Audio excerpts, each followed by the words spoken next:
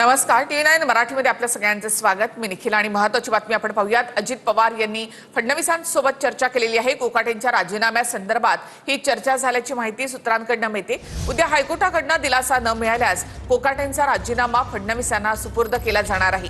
फडणवीसांसोबतच्या बैठकीमध्ये अजित पवारांनी ही भूमिका मांडल्याची माहिती सूत्रांकडून कळते।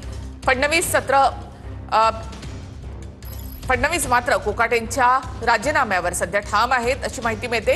काल अजितदादांनी मुख्यमंत्री फडणवीसांची भेट घेतली होती। त्यानंतर रात्री फडणवीसांनी कोकाटे यांच्याकडची खाती काढून घेतली।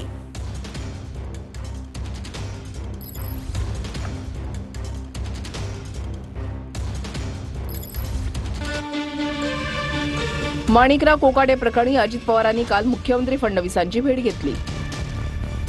अजितदादा आणि फडणवीसांच्या बैठकीत कोकाटेंच्या राजीनाम्याबाबत चर्चा झाल्याची सूत्रांची माहिती आहे। माणिकराव कोकाटेंचा राजीनामा अद्याप मुख्यमंत्र्यांकडे सुपूर्द झालेला नाही। दरम्यान काल अजितदादांनी फडणवीसांच्या समोर काय भूमिका मांडली पाहूया। शुक्रवारी कोकाटेंच्या याचिकेवर हायकोर्टात सुनावणी आहे। कोकाटेंना दिलासा मिळाला नाही तर शुक्रवारी राजीनामा मुख्यमंत्र्यांना सुपूर्द करण्यात येणार। फडणवीस मात्र कोकाटेंच्या राजीनाम्यावर ठाम असल्याची सूत्रांची माहिती आहे। त्यामुळे आता शुक्रवारच्या सुनावणीकडे लक्ष लागलंय। दरम्यान अजितदादांच्या भेटीआधीच मुख्यमंत्री फडणवीसांनी कोकाटे प्रकरणी कारवाई केली आहे। कोकाटेंच्या जवळ असलेलं क्रीडा खातं काढून घेण्यात आलंय। कोकाटेंचं क्रीडा खातं आता अजितदादांकडे सोपवण्यात आलंय। या संदर्भातलं पत्र मुख्यमंत्र्यांनी राज्यपालांना पाठवलेलं आहे। त्यानुसार राज्यपाल आचार्य देवव्रत यांनी आदेश जारी केलेत। माणिकराव कोकाटे यांच्याकडील क्रीडा आणि युवक कल्याण तसंच अल्पसंख्याक आणि वक्फ ही खाती अजित पवारांकडे देण्यात येत आहेत। म्हणजेच आता कोकाटे बिन खात्याचे मंत्री आहेत, पण अटकेची टांगती तलवार कायम आहे।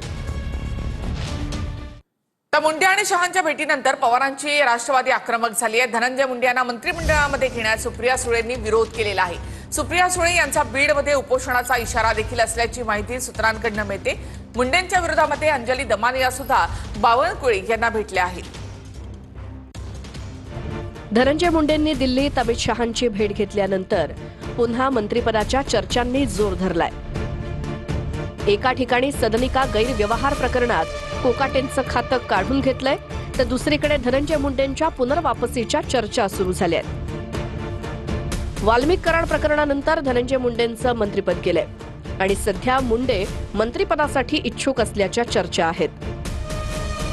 दरम्यान धनंजय मुंडेंच्या मंत्रिमंडळात पुनर्वापसीला सुप्रिया सुळेंनी विरोध केल्याची सूत्रांची माहिती आहे। मुंडेंना मंत्रिमंडळात घेतलं तर बीडमध्ये सुळे उपोषण करणार असल्याची सूत्रांची माहिती आहे। ज्याच्यावर आरोप झालेले आहेत, संतोष भाऊची हत्याच्या मागच्या षडयंत्रात ज्यांचा राजीनामा तुमच्याच सरकारने गेला अशा व्यक्तीला भेटणं हे किती योग्य अयोग्य आहे की अमित भाईंनीही त्यांना भेट कशी दिली, काय कारण झालं माहिती नाही। या संदर्भातला त्यांनी अगोदरच वेळ मागितली होती, ती नेमकी काल मिळाली। त्याच्यामुळे माणिकरांच्या बाबतीमध्ये कन्व्हिक्शनचा निर्णय परवा आणि काल भेट हा निवड योगाक आहे। यापेक्षा त्याच्यामध्ये काय आहे असं मी काय त्या ठिकाणी मानत नाही। धनंजय मुंडे मंत्री होतील की नाही याच्याविषयी मी आता सांगू शकत नाही, पण मला असं वाटतं की त्यांना मंत्रिपदी परत स्थानापन्न करणं हे फडणवीसांना सोपं नाही। धनंजय मुंडेंनी काय करावं हे मी कसं काय ठरवू शकते? कदाचित बोलाफुलाला पण गाठ पडली असेल की धनंजय मुंडे त्या ठिकाणी, कारण त्याच वेळेला अजून एक तिसरी घटना घडत होती। हा प्रश्न जर तरचा आहे। धनंजय मुंडे काल अमित शहाला भेटले, त्याच्यावर हे सगळं वादळ उठलेलं आहे। ते कोणत्या कारणास्तव भेटले याबद्दलचा खुलासा धनंजय मुंडे स्वतः करू शकतात। त्याच्याहून जे काही चर्चा रंगतायत त्याला मला वाटतं आता कोणताही अर्थ नाही।